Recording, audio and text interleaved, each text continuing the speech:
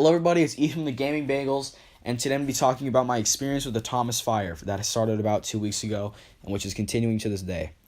It was Monday, December 4th. I woke up, went to school, came back home, and I was sitting in my room on my phone late at night, and then I heard my parents talking about a fire that was apparently getting really close to our house. I heard my dad go outside and come back into the room, and he went into my room and said that we had to leave because it was getting so close. We tried to get as much stuff as we can. Basically, all we tried to get was our as much clothes as possible.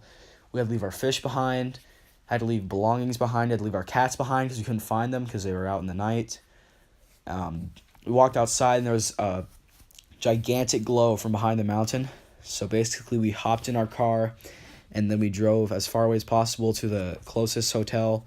That was also very far away.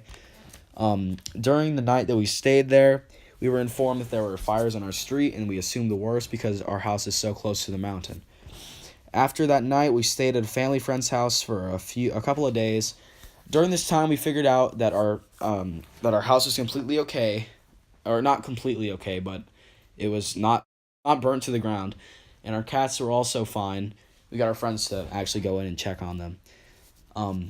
The next morning after this, we drove back and stayed in a nice beach house with two other family friends and their families. As you can see, we had quite a bit of fun there.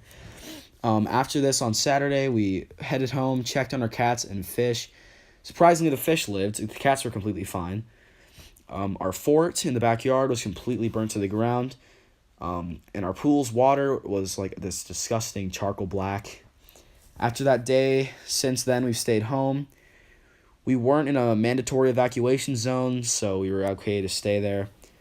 Going out places such as to eat and going out with friends is pretty difficult.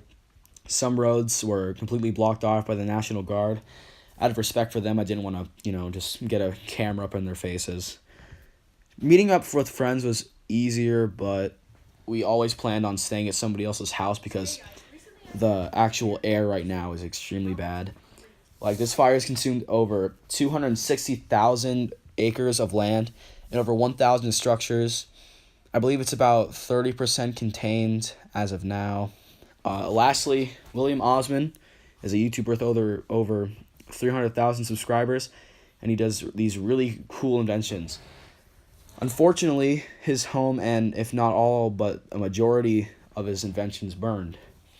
It's really sad to see how it just affects him because this is a bad situation for a lot of people, and it's really upsetting to see the place that you've grown up in just burn.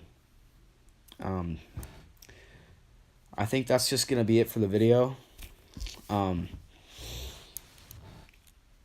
sorry to all people who have lost their homes. I know friends who have lost pets. Thank you to firemen and firewomen and the police force and the National Guard and everything for everything you do. All right, goodbye, guys.